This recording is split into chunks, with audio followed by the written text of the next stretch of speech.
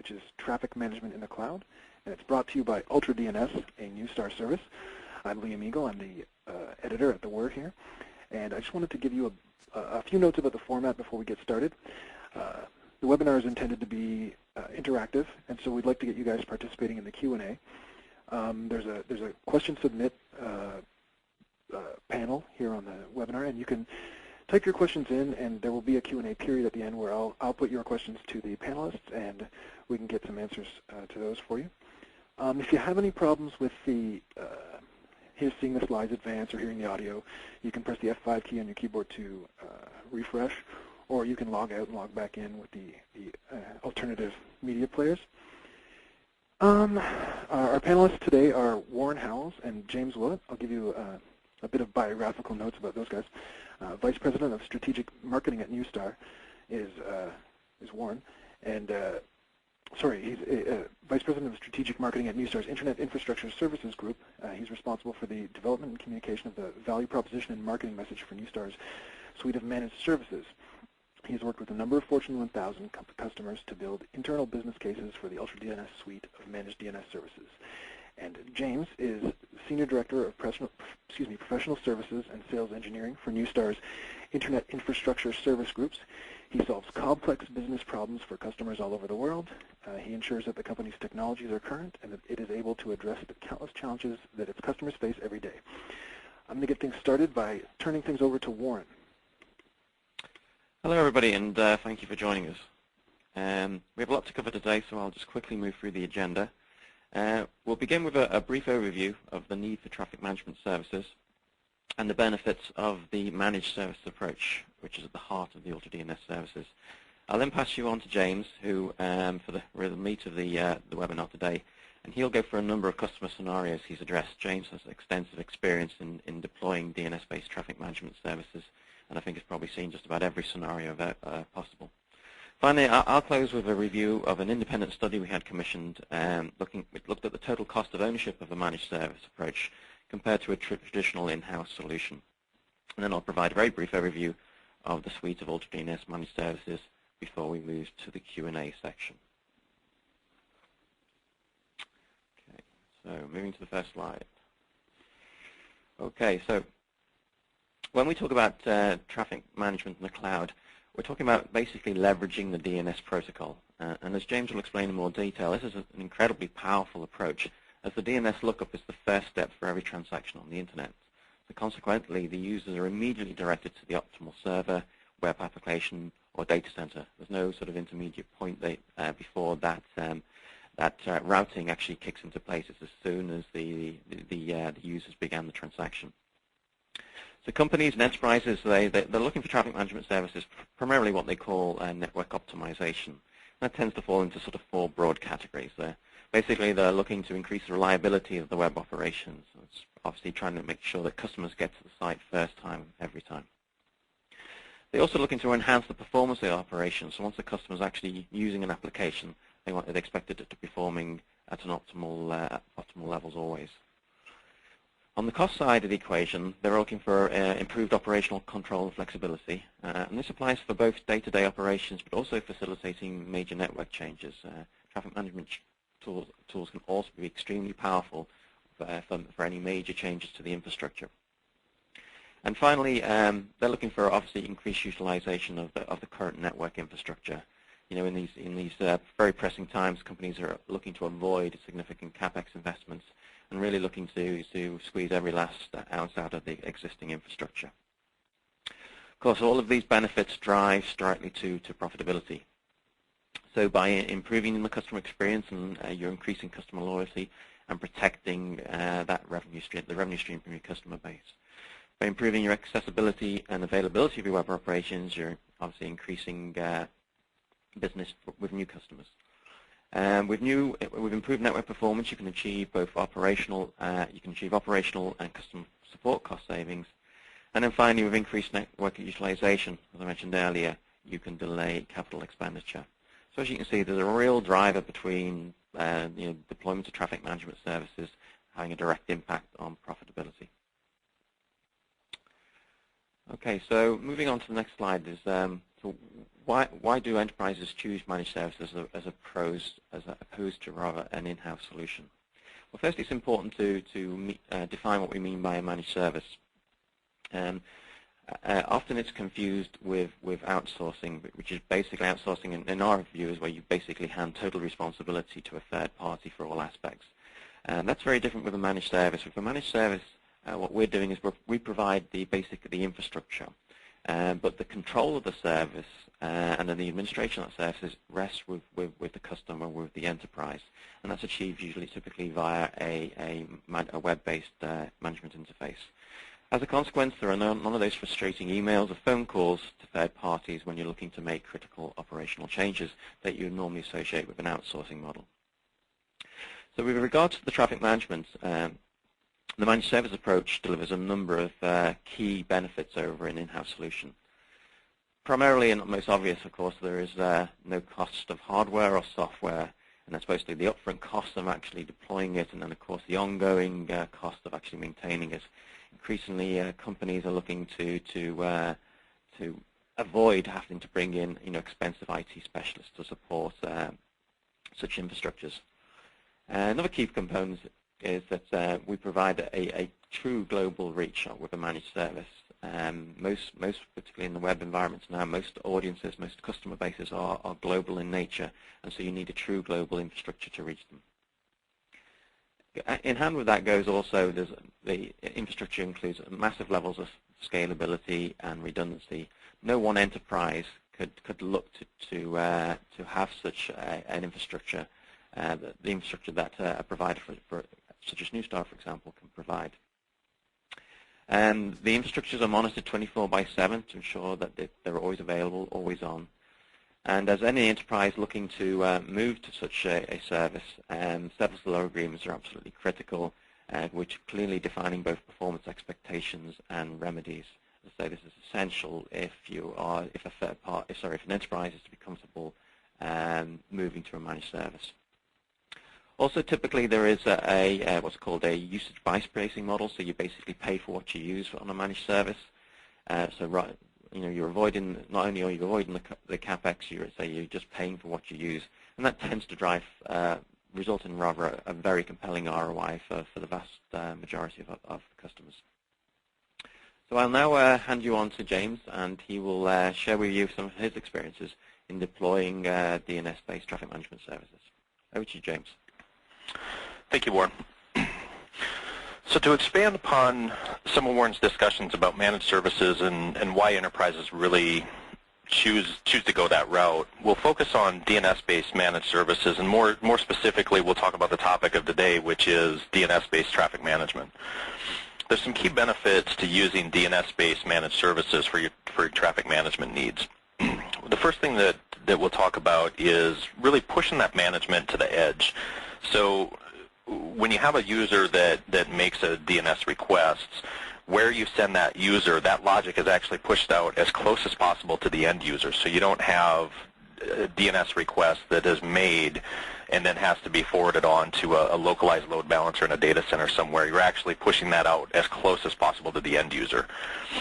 Decisions are made without the request being sent to that centralized source, like I just mentioned, and then having to be redirected to a different source. So you actually increase some performance and you get some better reliability and so forth, which leads into my next point, which in today's age, most DNS providers are using IP Anycast, providing the user with the closest DNS resolver available. So having the capability to combine IP Anycast and announce multiple DNS nodes across the internet, you can get that end user to do DNS resolution from the closest topological node on the internet. Ease of deployment is a key piece or a key benefit, which, as Warren mentioned earlier, there's typically no hardware that's required for deployment. So really all you're doing is making a simple change in the UI, and that service is up and operational at that point. It gives you a great way to be able to grow incrementally. So in previous models where there's hardware involved and so forth, you've got that high capex cost that Warren also mentioned. In this model, you have more of a pay-as-you-go and really just pay for what you're using type model, and it's simple to add new resources the traffic management configuration. So by simply adding another resource, you've increased your cost, but you're only paying for what you're actually using. And then the ability to have service combinations or the ease of combining those services. It's not necessary to replace equipment to add additional services. So DNS-based traffic management layers on top of other services such as DNS and so forth. And we'll see several examples of how that's actually done coming up in the webinar.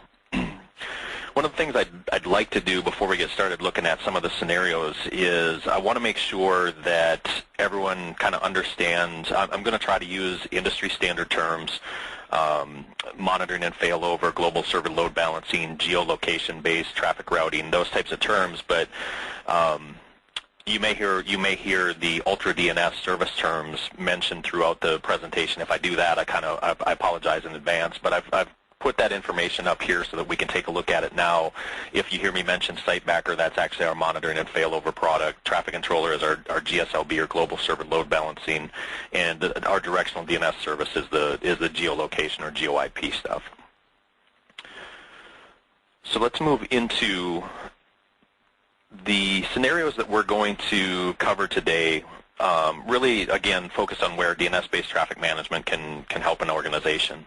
So I'm hoping that the attendees in the webinar today can pick out one or two or even more of these types of scenarios that they can relate to in how this type of a solution may be able to help in your own environment. So the purpose is really to kind of put a personal relation to some of the things that we're talking about today. Some of our scenarios, they start out with fairly basic challenges as far as how to solve them, and they advance into some fairly complex type challenges that many organizations are faced with each and every day. So the first scenario is probably the most common, and that involves using DNS-based traffic management to build a disaster recovery or a DR failover mechanism.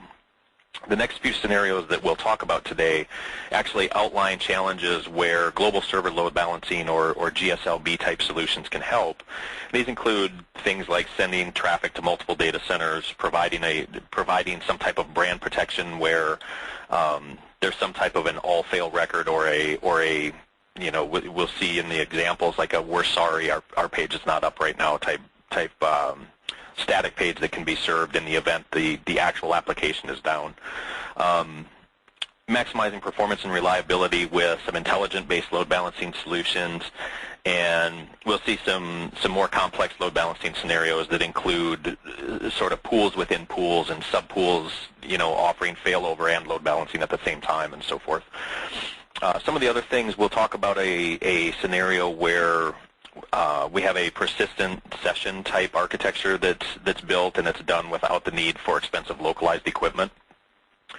And then following the persistence scenario, we'll discuss methods used by some to enhance or even in some cases replace CDN type solutions using geo-targeted load balancing. Finally, the last scenario that we'll review is a little bit more complex where we kind of meld everything together and we use monitoring and failover on top of some load balancing techniques, including some geo-targeting in that as well. So it sort of runs the gamut across the three different ways of doing global load balancing. So if at any time during the review of any of these scenarios, if anyone in the audience sees anything they'd like me to expand upon further, just use the webinar question process that was outlined by Liam earlier, and we'll be sure that we get those questions answered for you. So let's take a look at our first scenario. In this scenario, there was an international company that provides financial trading software to its customers. And the website in this case isn't used for e-commerce. However, there is a value in the brand and in brand recognition, and they wanted to make sure that they could disseminate information and provide a location where software could be downloaded in lieu of having to ship out CD-ROMs all the time. And so the company really understood the importance of the website, even though it wasn't a real revenue-generating website, so it wasn't really e-commerce. The company's considered small to mid-size and does not maintain its own data centers, so through its own hosting providers, there's two sites where they have their website uploaded or hosted at. From a capacity and performance perspective, the primary data center was sufficient, so that the secondary site was only really used for disaster recovery purposes. So for this company, trying to figure out a way to do that disaster recovery scenario, they didn't want to deploy a hardware solution in both locations, especially if they wanted to deploy some type of failover with that hardware. So they were talking about even multiple pieces of hardware at each location.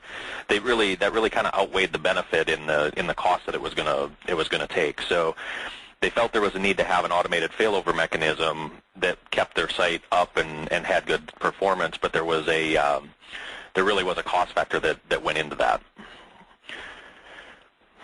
So if we look at the diagram and look at how this was actually solved, the company really just elected to deploy a simple failover mechanism that monitored the primary website.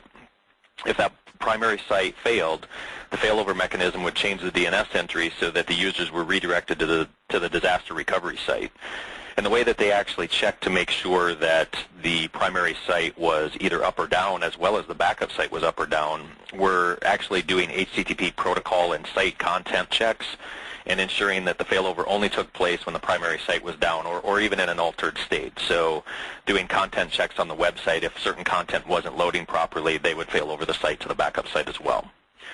In this case, the enhanced type of probing that they were doing was doing more than just a connection to port 80. They were actually checking the content on the website. And really with this solution, it was a cost-effective way for the company to protect its brand. It maximized the positive experience for each of their end users, and it didn't require that costly solution for load balancing that they were trying to avoid. So with our next scenario, this company happened to be a software as a service or a SaaS provider, and they used Amazon's EC2 cloud services to host their application. The company was allotted 5 IPs in the EC2 services, and they needed to be able to load balance those IPs in a round-robin format. And something that was a little bit unique with this particular company was they wanted to be able to announce multiple IP addresses when DNS was resolving the name.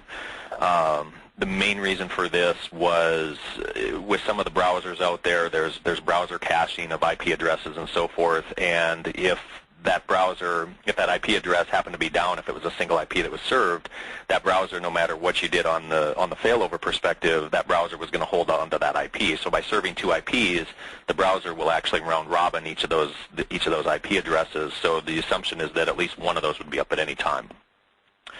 So this provided a limited aspect of redundancy for the company's customers using that SaaS-type platform, and the company wanted to make sure that if at any time any of those IP addresses did happen to go offline, they were pulled out of that round-robin pool that they were configured with. So to solve this company's challenge, there was a round-robin load balancing pool that was created. And in this case, the pool was configured to serve 2 of the 5 IP addresses anytime there was a DNS request made. And if any IP resource was having issues, it was actually checked based on probing that we talked about, sort of similar to the last scenario. And if there were any IP addresses that were having issues, they were actually pulled from that round-robin pool until they came back online and were functional again. So by having this type of a scenario, the company was able to serve multiple IP addresses to get around a browser problem, browser caching problem, and they were able to serve content that was always up and not serve IP addresses that inherently could possibly be in a down state. So moving into this next scenario, this is an example of a smaller online retailer that was really working to make a name for themselves among many of the online retail giants that are out there. As a smaller, lesser-known organization, they found that their brand was really critical to them, and it was very important to them that there was no bad press. It was considered unacceptable to have any type of outages or anything like that, because it would really deteriorate the brand that they're trying to build. And with any smaller organization, budget is always a concern as they're building capacity into their system. So they were building out multiple data center locations, and I think in this case they were using hosting providers to keep that cost down. And the company needed a way to utilize all those data centers so that they could maximize their investment. The high CapEx cost, which we've heard is kind of a recurring theme here, that was precluding them from some of the solutions. So they were looking for a way to really do global server load balancing in an economic way. So what this company elected to do was they deployed a simple load balancing solution that had basic load balancing for all their resources. And in this scenario, what was kind of special about it was the customer also ran a separate web server that provided nothing more than a static page that said, "We're sorry, please try again. Please try again later." It had a branded web page and you know, had a professional look to it, a much more professional look than a standard, you know, page cannot be found or 404 error type page. And so since the static content was not heavy like a typical web application page, such as shopping carts and product searches and things like that, they were able to do this with just a single server resource and handle the load with no problem in the event that all the rest of their resources went down out of their pool. So if the company ever had a complete system outage where all of their servers were offline and there was nothing left in that load balancing pool, they still had the ability to serve that what we call an all fail record and serve that basically with the static "we're sorry" page. So by doing this, they were able to really protect that brand that they've worked so hard to build and still do it with a budget that was a little bit limited. Continuing on with another scenario that we have, in this example, we'll actually demonstrate how a customer used intelligent load balancing to maximize their customers' experiences. So in this case, it's an office supply online retailer, and they really consider e-commerce paramount because they don't have any brick-and-mortar stores. So everything they do is done on their website as far as their business goes, and they really, you know, it's the sole source of revenue that they have, and they have estimates of approximately $20,000 per hour losses in the event that their website goes down. So in this particular scenario, the challenge was really to determine a way that they could not only load balance the users across the company's 2 data centers, but they wanted to make sure that they could dynamically adjust traffic patterns if either of those data centers happened to be experiencing any type of outage or even just degradation at that point. So one of the data centers had multiple resources and was the preferred data center for most of the traffic. However, the company they wanted to use that second data center. They didn't want it just to sit dormant during its use. So they desired at least some traffic to be sent to that other data center, the secondary data center. So with this company, they were actually able to configure a load balancing pool that had enhanced configuration options. And really what this means is it goes above and beyond just your simple round-robin load balancing. So the company actually created a weighted scheme where they would resolve DNS so that approximately 75% of their traffic was sent to the primary data center and about 25% was sent to the secondary data center. And by doing this, they were also able to set thresholds so that in the event they started seeing any degradation of traffic or degradation of the monitoring probes that were configured, they could actually dynamically adjust the traffic with no human intervention or no manual intervention, and based on the thresholds that they were seeing, adjust the traffic accordingly. So if the thresholds were hit for like a critical threshold, they would actually modify the weights of the traffic being sent to those data centers by cutting them in half. So in the picture that's listed here, typically the first data center, which is listed as the orange one, has a weight of 10, so it gets twice as much traffic as the other one. If they change the weight to reduce it by half, they would actually essentially just start round-robining between the 2 data centers until either that critical threshold was reduced and it was back to normal operation where they could readjust the weights automatically, or if it became such a problem that the fail threshold was hit, in that case the data center would be completely taken offline and all traffic would go to the backup data center. So by doing this, they were able to do an enhanced type, completely dynamic, completely automated solution where they didn't have to have somebody watching this at all times. They could have it being done basically on the fly.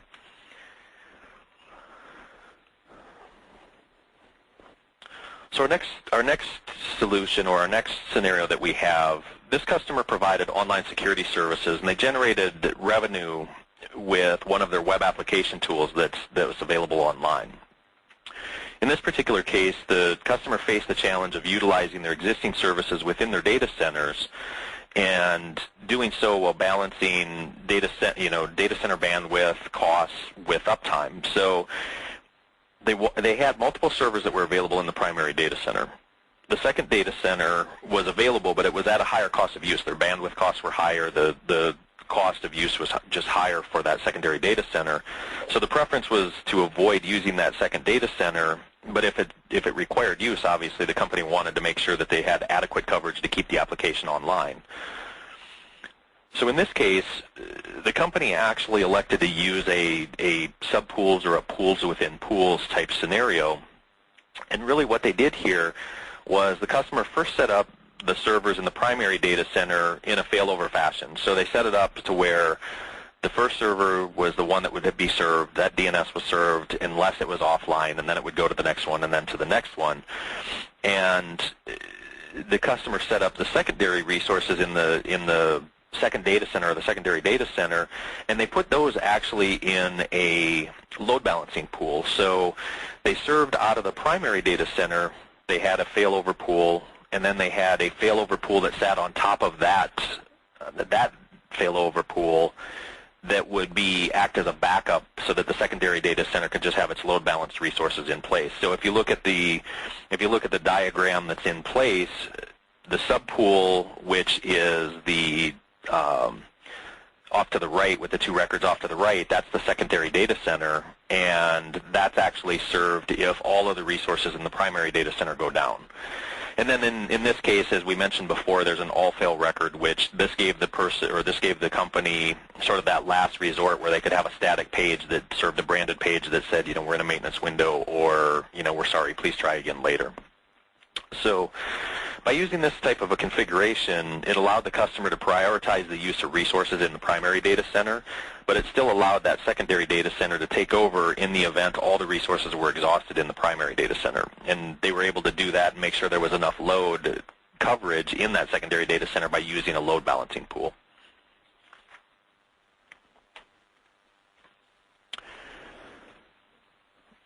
So in this next scenario, this is one where our organization gets asked about session persistence on a regular basis. With online web applications the way that they are today, there's typical sessions that are involved. There's, whether it's a shopping cart, whether it's an online application that a user has to step through certain phases and so forth.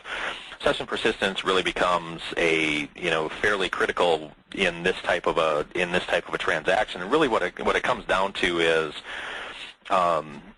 if there's multiple steps or transaction steps portion of a website, the company really needs to be able to offer some kind of persistence, because if the user is redirected to another web server, there's no record of that session. And so persistence becomes a very important challenge that has to be faced. So in this case, the company was a nonprofit. Budget was obviously a major concern for a nonprofit, and it really prohibited them from doing any type of high CapEx cost or localized hardware solution that had the persistence type capabilities. So to provide the maximum capability for session persistence, the company elected to do a geo-targeted type solution where its end users were somewhat assigned to data centers. So by doing this, the end users would actually only connect to a different data center if they were in some type of an outage scenario. And so what happens in this particular case is they would come through, they would talk to the recursive server, which talks to the UltraDNS network, and if they were coming from a certain geography in the world, that geography would actually give them a DNS response that was consistent every single time, unless they had some type of an outage with the server hardware or the application at that specific data center. In that case, if there happened to be any types of problems, the monitoring probes that were in place would fail that record and cause the DNS resolution to fail over to the secondary data center, which in that particular scenario you would have a session persistence outage, but if the primary data center is offline anyways for that end user, they're not going to get, persistence doesn't matter if the service isn't up and operational. And so by coupling the geo-targeting with monitoring and failover, the company ensured that the end user's experience was maximized, and they really only sacrifice persistence in an outage scenario. So in the event there was a failure scenario, the end user was simply directed to that second data center like we talked about, and it made this a lot more, it was a simplistic method to achieve persistence, because without some type of localized hardware solution, really one of the few other options that a company may have is to architect their web infrastructure so that it does some kind of a rewrite and then ensures the servers or the customers connect to that same end web server. So for example, a connection to www and then any subsequent connections for that particular customer were rewritten to connect to www1, and then host headers are used and so forth in that type of an architecture. So really this is a way to simplify the web architecture, not have to use that localized those localized hardware solutions. So some of the things, past webinars we've done and things like that, we get a lot of questions about how we interact, and just customers on a day-to-day basis and prospects that talk to us, we get a lot of questions about how we interact with CDNs. And so we wanted to make sure that we put some CDN examples, how we interact with them, and how we can even replace the use of a CDN in some cases. And in this particular situation that we're showing, or the scenario that we have here, the organization oversees technology for a very special global event, and this coordination committee must ensure that the possibilities for any type of outage are all but eliminated. To do this, the organization contracted with 2 separate CDNs to make sure that they could provide maximum uptime and end-user performance, having CDNs that basically were in parallel to each other, and if there happened to be a complete CDN outage with one provider, there was still a second CDN that was actually up and functional. But the problem they had was trying to figure out, how do we determine which users to send to which CDNs? And so what this particular organization was able to do during their due diligence, they actually determined that one CDN met all the technology needs, but it was much more expensive, obviously.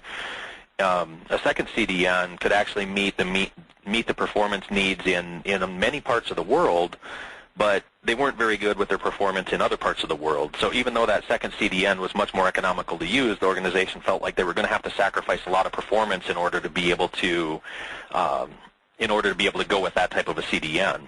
And so what this organization did was, basically by conducting a geo-based load balancing, they could do DNS CNAMEs that pointed to the different CDNs. So if anyone's worked with CDNs in the past, they typically use CNAMEs and so forth that you're actually sending your traffic to, so that you've got a DNS CNAME that instead of an A record. So what this customer in this particular case did was they set up the DNS CNAMEs, and they actually did it with a directional DNS configuration, or a geo-targeting configuration. And in locations where the second CDN performed very well and was cheaper to use, the organization configured the geo load balancing to point to that CDN CNAME. In other parts of the world where the first CDN outperformed the second one, and the second one really didn't have as good a performance, they really they pointed the DNS configurations in that case over to the primary CDN, or the first CDN. And so when you're looking at the picture that was here, you'll see that, for example, in the North America and U.S., the CDNs were basically comparable in their performance, so they elected to send everything to the lower cost of the second CDN. In the Asia Pac or in the Asia area, that secondary CDN performs very well, so all the traffic was being sent there. But when you get into some of the other parts of the world where that lower cost CDN didn't have the infrastructure built out, they would direct their end users to the higher cost CDN, but that actually performed very well in those areas. So not only was the organization able to save money without sacrificing performance, they were actually able to save enough money in using the secondary CDN that was more economical to cover the costs of all the DNS load balancing that they were actually doing. So by putting the DNS load balancing from a geography perspective above the CDN, they were actually able to pay for that service in and of itself just by the cost savings. So in this next scenario, we also have an online travel booking company, and this company is really primarily B2C driven, or business, business to consumer, and they have core applications that are maintained in Asia Pacific. This company was challenged with an international user base. They invested the use of the CDNs and investigated the use of CDNs, and they found it'd be more economical for them just to build out a data center model using hosting providers and so forth on their own, and use these satellite data centers to help with their page load performances. And so they were able to do like images and things like that out of these data centers and get the heavy part of the application served in different geographies. In this particular case, the satellite data centers were built in Hong Kong, the United States, and in the UK.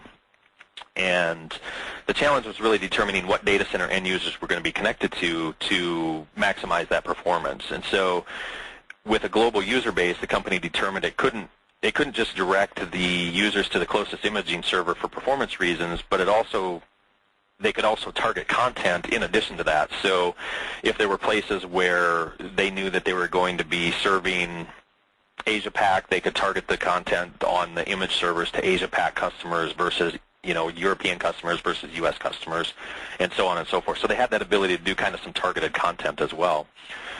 And so in this case, by using the geo-targeted DNS resolution, the company was able to allow its customers to connect to the imaging server architecture that was built out globally, but connect to the closest geography-based server infrastructure. This helped with performance. It helped with the targeted content, as we mentioned earlier.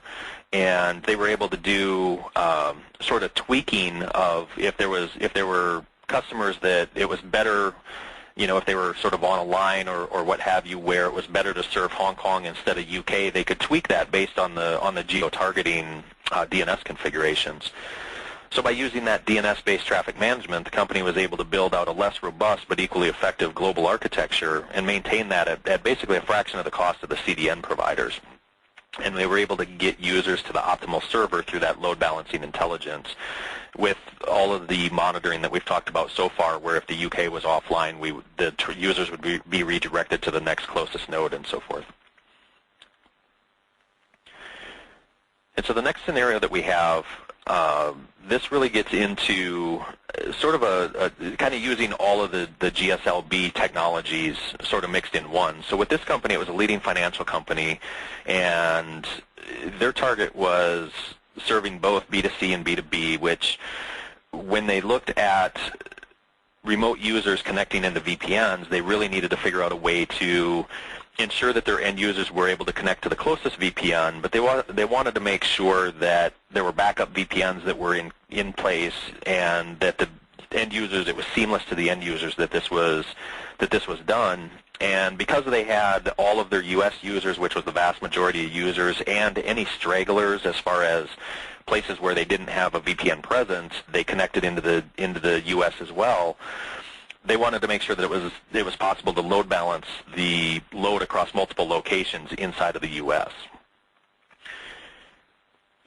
And so you'll see with this particular scenario, within our system, the customer was able to use CNAMEs to alias to the various countries, and that gave them the ability to do the geo-targeting that they were looking to be able to do. Those CNAMEs were also aliased for the failover pools in the U.S., and there was an actual load balancing pool that was created for the U.S. in this case. So the customer was able to get a geo-targeted DNS response, getting the user to the closest VPN server, and provide the multiple failover options for each of the locations. So in the U.S., where there was the heaviest usage, the traffic to the VPN servers was also load balanced across the two sites that were available. And if any of these sites happened to go down, they actually had backup plans where, like for the U.S., for example, they would insert the London VPN server into the load balancing pool as a backup. So we've ran through several different scenarios today and thrown out a lot of different options on how DNS traffic management can be used and so forth, and really from not just DNS traffic management, but doing it from a cloud-type environment, and how does that create a better environment for performance, reliability, and security, and so forth. So what I'll do now is I'll turn this presentation back over to Warren, and he can talk through some of the financials of using traffic management in the cloud, as well as a little bit about our services themselves, and then we can go ahead and wrap up with Q&A. Warren? Thanks, James. Yeah, I think just worth reiterating, obviously, as you've seen, the quite significant potential of the services. I think it's worth sort of reiterating sort of the sort of key benefits of the managed services approach that are delivering that capability. So, as we touched on at the start, there's no hardware or software for any of those services that James outlined. It's all delivered via the global infrastructure. And as you saw in particularly those last few scenarios, it is a true global footprint that's provided to address, as I said earlier, an increasing global audience. And there's massive scalability and redundancy built into those. I mean, no other organization would be able to match that kind of capability. And and as James laid out some of the scenarios, some of them are, for example, were driven by a special event, which can lead to sudden dramatic spikes in traffic. So with that redundancy built in, you don't need to worry about that. All the services are monitored 24/7, and as I mentioned at the start, service level agreements are in place on all of them as well. But finally, I'd like to sort of touch on the return on investment. If you move to the next slide, looking at each of the economics of managed DNS. I won't spend too long on this next piece because it's. See, James, you can move forward one more slide. Yeah, thank you. The report is going to be made available to everybody who attends the webinar, so you can get to see the complete analysis. But just on the headline basis, we asked a group called Network Strategy Partners, who are an independent consulting group focused on the networking industry. And we asked them to basically look at the total cost of ownership for our global server load balancing service, which we just looked at, which is Traffic Controller. And we wanted that compared to an equivalent enterprise-owned and operated system, which was using purchased load balancing service deployed geographically. And as you'll see from the table, over a 3-year period, the results are quite dramatic. For what we define as a large enterprise, and you'll see the details of that in the report, the cost of actually performing these services in-house was 5 times that of the managed service. And even for medium and small enterprises with less requirements, we typically saw 3 times the savings by going for a managed service approach. And it's interesting to know in the analysis, and this is true not just of the traffic management services, for all the managed services that I've ever worked on, is that obviously the big thing everybody thinks about is avoiding that upfront capital expense. But also when you really do the analysis properly and you look at the day-to-day operating expenses, they can be dramatic as well. And typically we find that the managed services fees that customers pay is actually usually less than those day-to-day operational charges. And I say that's forgetting about the capex requirements as well. So the economics are really compelling, and we're certainly finding in these difficult times that increasingly customers are looking for alternative approaches to actually, rather than build further in-house. But as I said, please do take the time to look at the report, and you'll get my email address at the end of the presentation. So feel free to ask me any questions if you have any. Okay, briefly, just moving on, we're just going to close a very quick review of the UltraDNS services. So today we've been focused on the traffic management service set. And as James has talked about, this leverages the UltraDNS managed external DNS environment. It's built on what we call our directory services platform, which also supports our managed internal DNS DHCP solution, and also our recursive DNS, or what we call DNS Advantage service as well.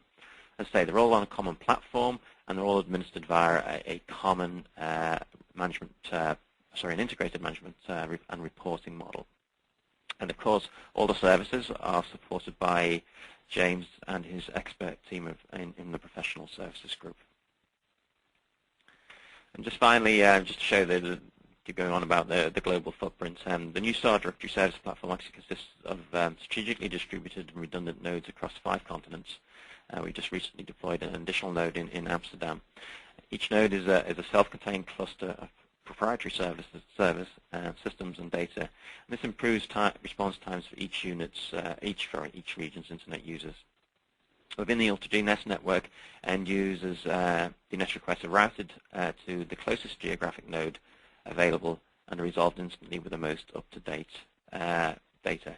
And that's why those traffic management services are so powerful, and the functionality is so compelling, is because the underlying DNS is such a strong infrastructure.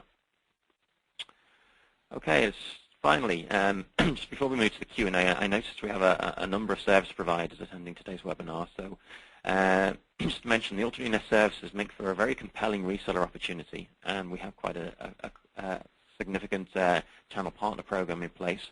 So if you're interested in it, please do go to the ultradns.com website and click on the partner tab to get additional information. Now I'll hand back to Liam to address the Q&A session of our webinar. All right, thanks, guys. I guess the first question I want to use is a user question, and it goes all the way back to the disaster recovery failover scenario that James presented first. And the question is, I guess, in the disaster recovery scenario, how did you overcome the DNS time to live, causing user clients to continue to use the old DNS after the primary server was out of service?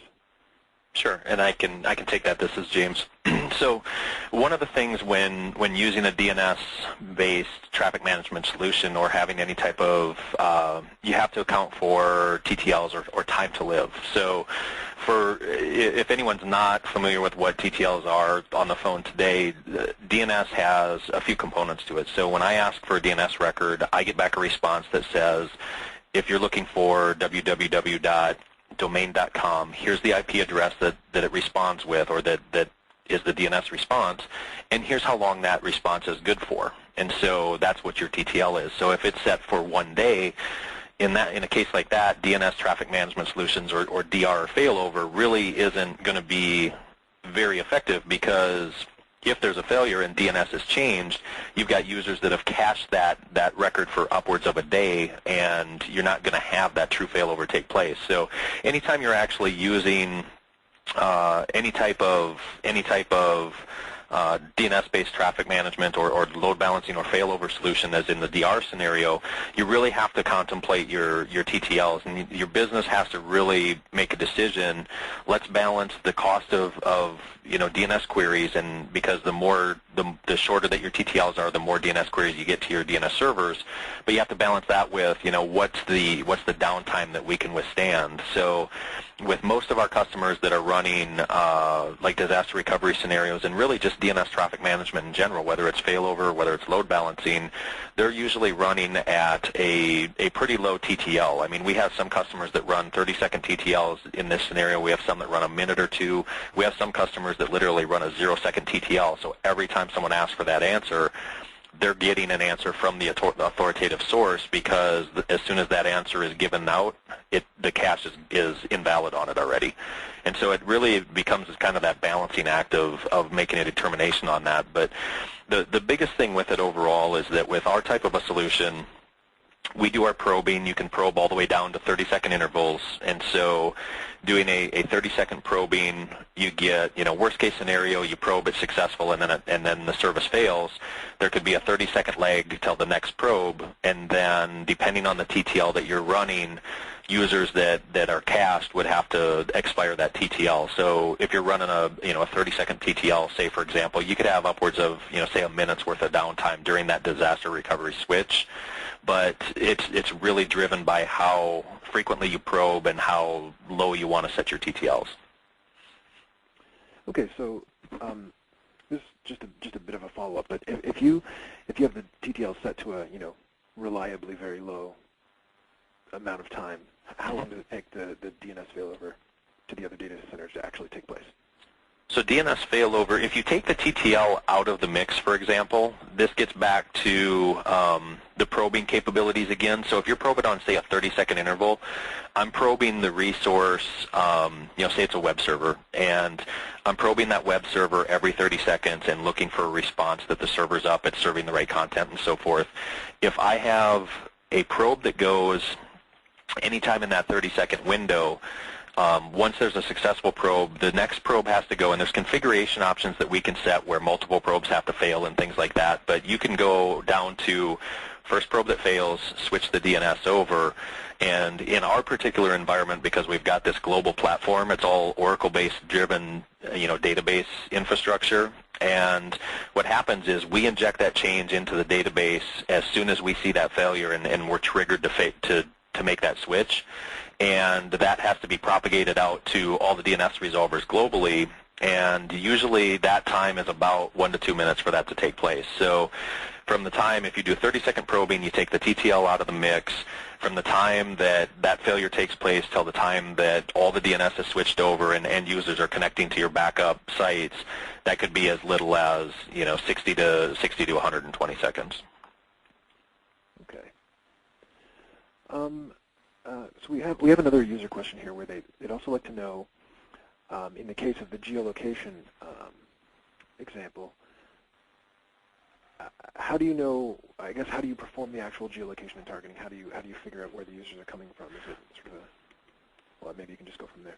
Yeah, that's a pretty straightforward question. So we have a geolocation database. So we basically look at the network that the user is coming from. So the IP address from the user is 5678. We look up where is 5678 located, and it's all done through, there's several things that go into that geolocation type stuff, but there's everything from who has records, where is that network registered, to what types of experiences have our end users had before.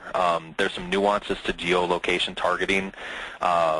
Things like end users that are connected to VPN, so I'm physically sitting in Virginia, but the my VPN connection is to California or something like that. I'll appear like I'm coming from California in that case. And so there's some nuances to geolocation targeting, but there's some, primarily it's where the network is located, where is the network registered, where is it actually coming from as far as peering points and things like that. That all feeds into this geolocation database that we maintain, and we do that lookup based on that network. So in our interface, we say if you're coming from California, then resolve this IP address. If you're coming from New York, resolve this IP address.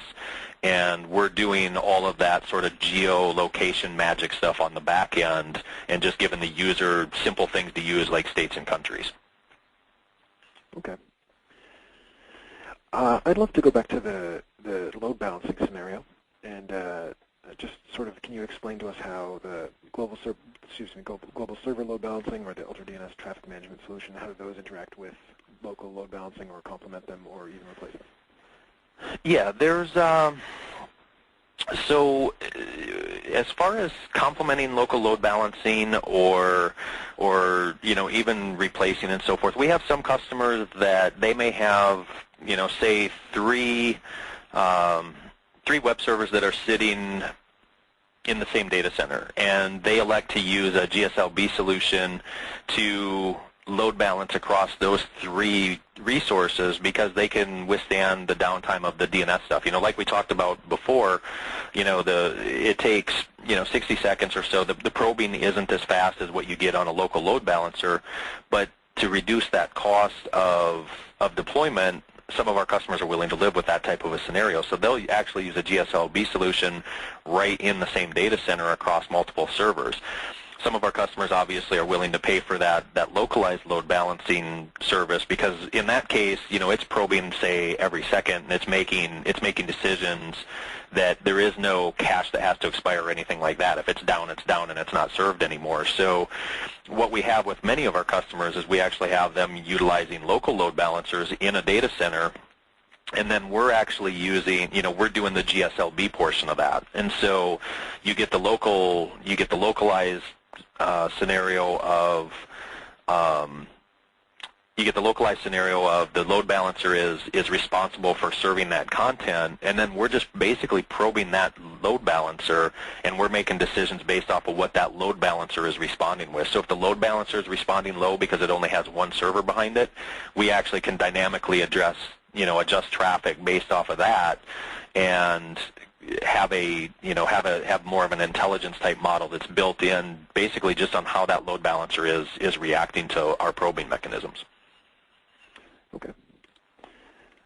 Well, I think we're running low on time here, and I don't have any more questions to ask, and I know that there are no more user questions here, but I'd like to remind all the users that if they have any further questions that they'd like to follow up after the webinar, that James and Warren's emails are both on the screen right now. And I'd like to thank everyone for attending, and I'd like to thank James and Warren for presenting. I should let everyone know that you're going to receive an email that's going to include a link to the event where you can access it on UltraDNS's site, or you can access it on the WAR site. And you'll also receive a copy of the TCO white paper that Warren was discussing earlier. And I'd just like to conclude by reading this copyright thing, which is this web seminar is copyright 2009 by Neustar. The presentation materials are owned by, are owned by or copyright, in that case, by Neustar, who is solely responsible for its content, and the individual speakers are solely responsible for their content and their opinions. Thanks again to everyone for attending, and